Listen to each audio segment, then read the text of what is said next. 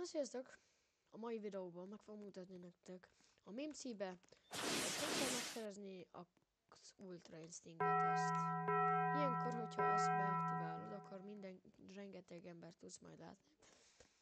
És hogyha ezekhez mondjuk, nem tudom, ezeket én one-shotom, de nem tudom, akkor egy ütés. Akkor megütöm is. Hoppá. Akkor menjünk itt gyorsan el innen. Mondjuk menjünk a Mr. Beast Islandra. És... mert ugye ezek már meg tudnak ütni. Ez még mindig meg tud. Akkor megmondom magához Mr. Beast-et. Meg akkor mutatni valamit. Ezért láttátok azokat a dodge-okat? Tehát most megint aktiválom. Au. Jó, most persze nem működik, mert van egy... Láttátok azokat, ugye? Ugye mondjátok, hogy látjátok, ugye? Man, shut your bitch. Man, shut your bitch ass up, please. Please, can you shut your bitch ass up? Oké, várjátok most egy kicsit.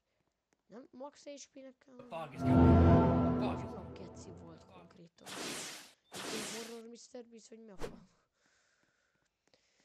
Oké, szóval hogy lehet megszerezni a dodge-ot? Láttátok, hogy dodge-oltam? Remélem láttátok. Hogy kell megszerezni ezt a dodge-ot? Először is a flopáját.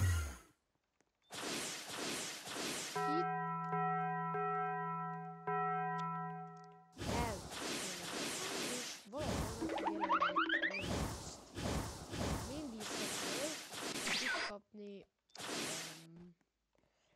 egy olyat, hogy Meme Cube, amit most meg is mutatok nektek.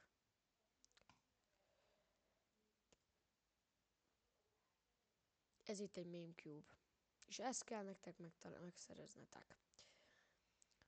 Miután megvan a Meme Cube,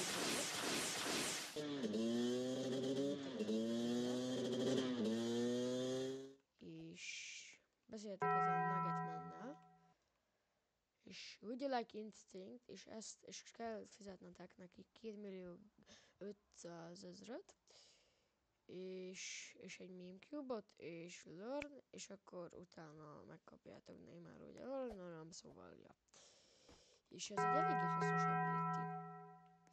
Viszont nagyon szépen köszönöm, hogyha megnéztétek ezt a videót, és remélem, hogy tetszett. Én Lőrinc voltam, és nem Levi, mert ő nem foglalkozik nagyon Roblox-szal.